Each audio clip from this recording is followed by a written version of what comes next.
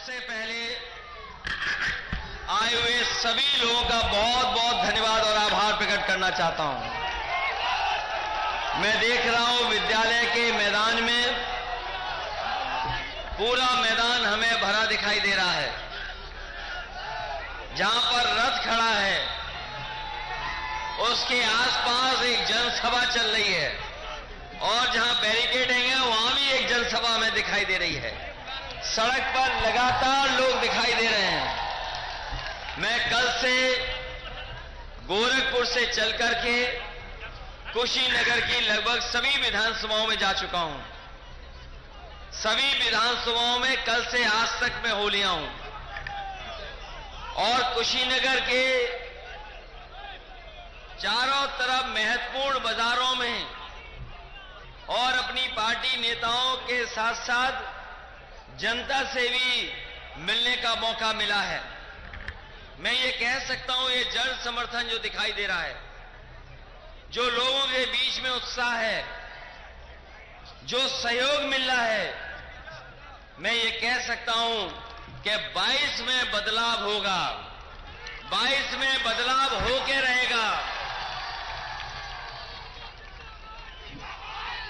और अब बाबा मुख्यमंत्री जाने वाले हैं।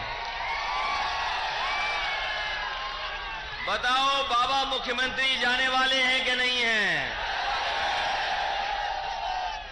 और इसलिए जा रहे हैं क्योंकि 4.5 साल में उत्तर प्रदेश उन्होंने बर्बाद कर दिया।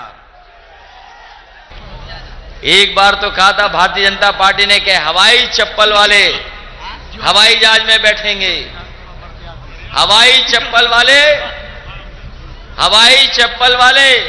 हवाई जहाज में बैठेंगे। जब से डीजल पेट्रोल महंगा किया है हमारे किसानों की गाड़ियां और नौजवानों की मोटरसाइकिल नहीं चल पा रही है। कभी सोचो किसान भाइयों, 2014, 17, 19 जीत गए। डीजल पेट्रोल की कीमत क्या थी आज से कुछ साल पहले? याद है कि नहीं याद है?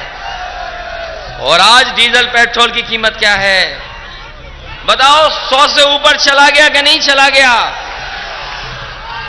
और याद रखना, जिस तरीके से डॉलर ऊपर जा रहा है, जिस तरीके से डॉलर ऊपर जा रहा है, ये पेट्रोल की कीमत रुकेंगी नहीं और ऊपर जाएंगी। ये सरकार रहेगी तो गरीबों की जेब काटती रहेगी और उद्योगपतियों की तिजोरी भरने का काम करेगी। ये महंगाई बढ़ा करके हमारे गरीबों की जेब काट रहे हैं और अमीरों की तिजोरी भरने का काम कर रहे हैं। बताओ डीजल पेट्रोल कहां पहुंच गया? ये नौजवान जानते होंगे, जब मोटरसाइकिल पर भराने जाते हो पेट्रोल, ये सरकार चलती रही तो 150 से पार भी हो सकता है पेट्रोल, कीमत नहीं रुकेगी। और बिजली का बिल हमारे बाबा मुख्यमंत्री जी ने बिजली नहीं बनाई। ये बाबा मुख्यमंत्री जी ने बिजली नहीं बनाई। जो बिजली के कारखाने लगाए गए वो समाजवादी सरकार में लगाए गए। और कभी उनसे पूछ लो कि बिजली के कारखाने का नाम जानते हो, तो हो सकता है बिजली के कारखाने का नाम ना बता पाए। हम तो कहेंगे कुशीनगर के लोगों, कभी बाबा मुख्यमंत्री जी से कहना कि जो उत्तर प्रदेश में समाजवादी सरकार ने अच्छे कारखाने बिजली के लगाए थे, क्या उसका नाम बता सकते हो? और सुना यह है कि आजकल फुर्सत में अकेले में बहुत प्रैक्टिस कर रहे हैं, बिजली के कारखाने का नाम सीख रहे हैं। जो बिजली के कारखाना है उसके नाम सीख रहे हैं। आज तक उनके मुंह से आपने बिजली के जो उत्पादन हो रही, बिजली जहां बन रही है उसके बारे में नहीं सुना होगा। कुछ भी सुन सकते हो उनके मुंह से, और चीजें सुन सकते हो, लेकिन उनके मुंह से बिजली के कारखाने का नाम क्या नहीं सुन सकते हो। अभी कुछ लोगों ने बताया कुछ लोगों ने बताया कि वो बिजली के कारखाने के नाम की प्रैक्टिस कर रहे हैं, और हम लोग कहते हैं पत्रकार साथी उनसे पूछ लेना, जब आए आपके सामने तो पूछना, बोलो 3x660 super critical thermal plant कह सकते हो कि नहीं कह सकते हो? जो बिजली के कारखाने का नाम न बता पाए, जो बाबा मुख्यमंत्री बिजली के कारखाने का नाम न बता पाए, उनसे क्या उम्मीद करोगे बिजली के कारखाने बनाएंगे? वो केवल बिजली का बिल जब भेजते हैं तो गरीबों को करंट मारते हैं, बिजली का जब बिल आता है तब करंट लगता है। और नौजवानों, आपको तो बाबा मुख्यमंत्री ने लैपटॉप देने की बात कही थी, याद कीजिए पिछले चुनाव में बाबा मुख्यमंत्री जी आपको लैपटॉप दे रहे थे। कभी सोचा आपने कि लैपटॉप क्यों नहीं मिला? क्योंकि हमारे बाबा मुख्यमंत्री लैपटॉप चलाना नहीं जानते, इसलिए लैपटॉप नहीं मिला।